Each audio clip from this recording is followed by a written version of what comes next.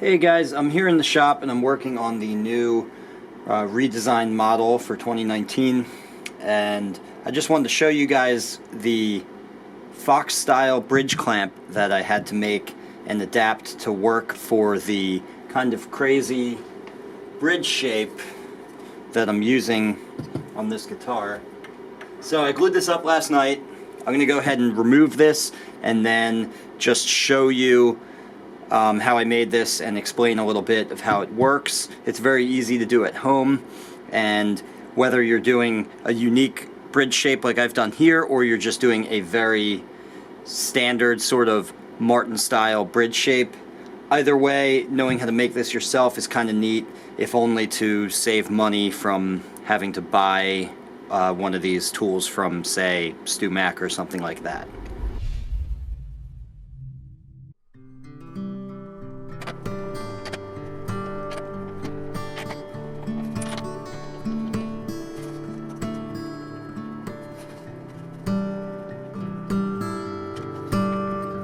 And there it is.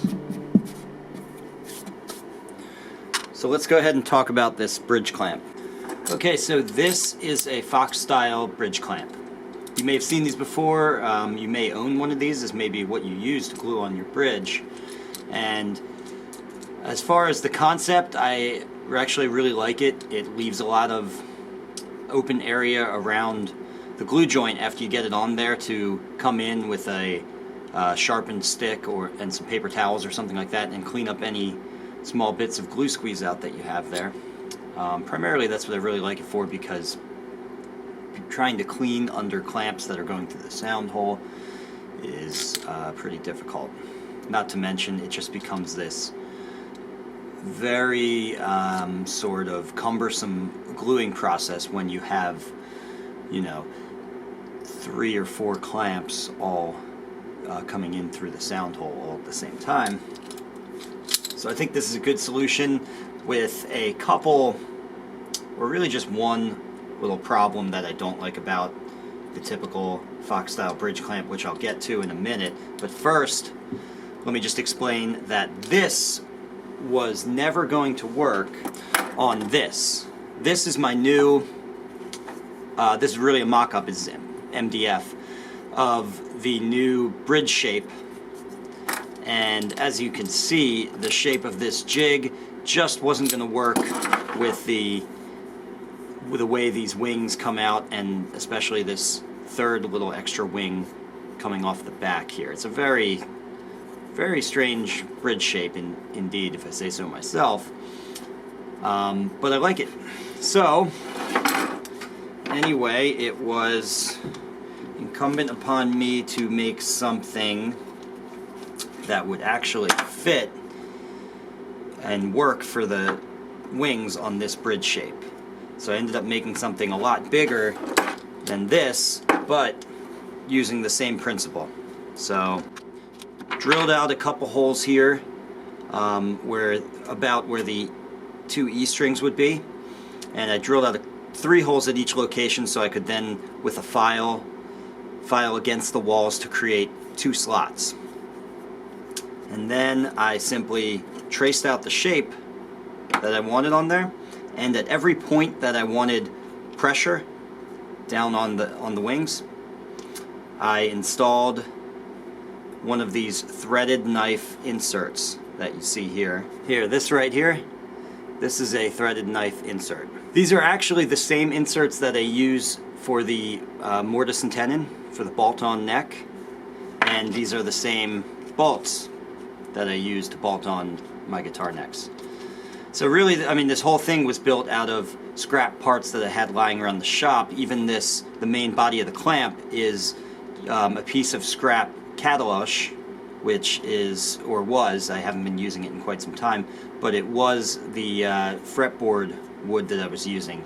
The reason it looks so white, you might, if you're familiar with cataloche, you might think it's a darker wood, and you can see on the bottom that it is. The reason it's so white is just because this was I had a large amount of sapwood sections that I wasn't going to use for anything, so it became scrap. Also, the reason why I chose to use this wood, and this is very important, is because it is extremely tough stuff. It's very stiff, very dense. Most importantly is that stiffness though. So really any scrap wood you have from making fretboards or bridges or anything like that is ideal to use around the shop. Originally, when I wanted to remake one of these to this shape, I really researched and got into the idea of making this out of metal like it is here, aluminum or something like that. I'm not really sure which metal I was going to actually use.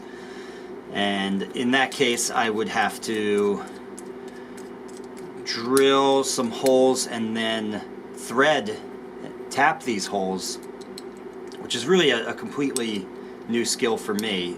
Any sort of metal working is outside of my comfort zone for sure.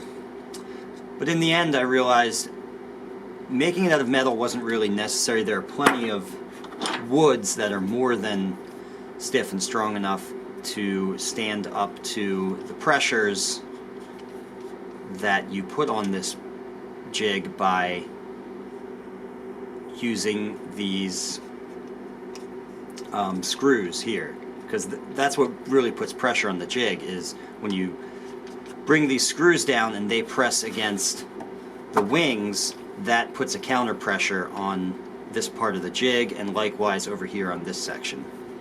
Now let's talk about one thing I did just a little bit different, and if you're making even this simple shape for a Fox style bridge clamp, you might want to think about doing this too. Here's what I did a little bit different.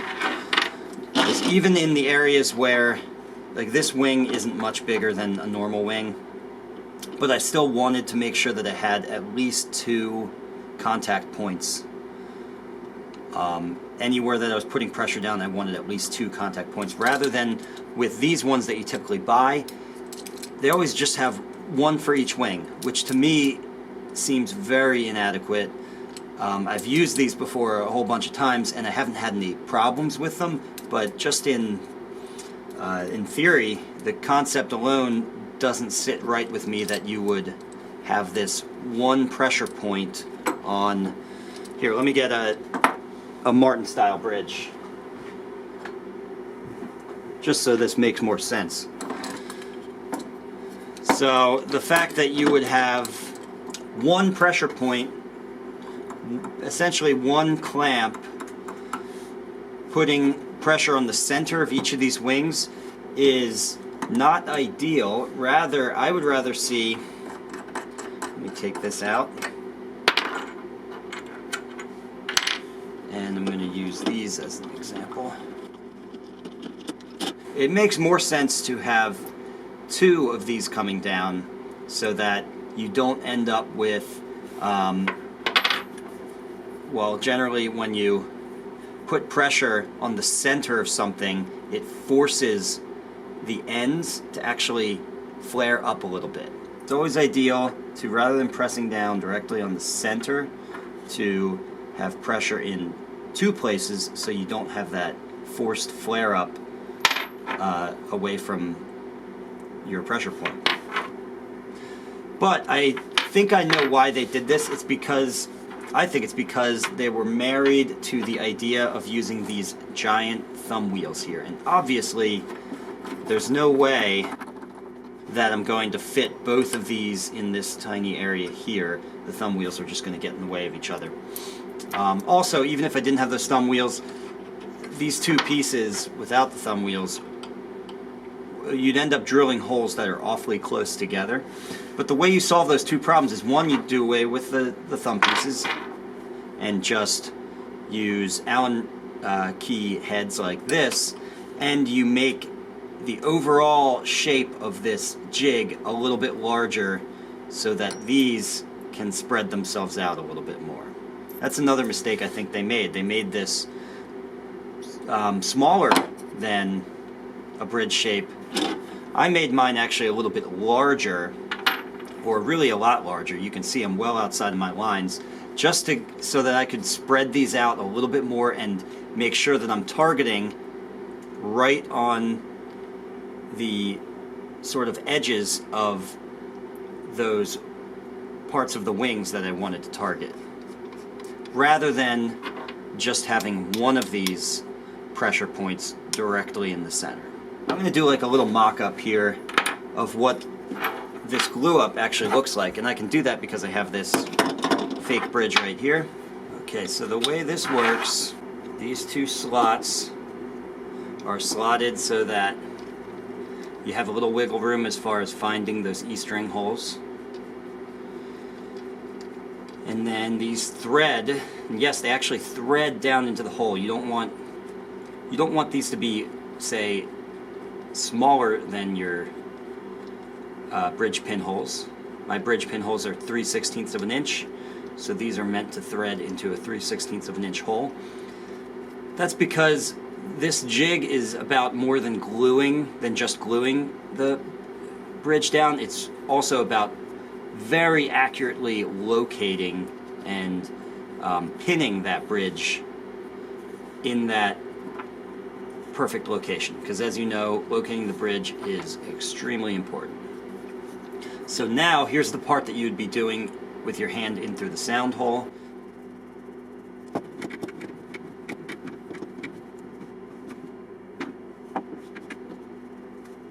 So then I would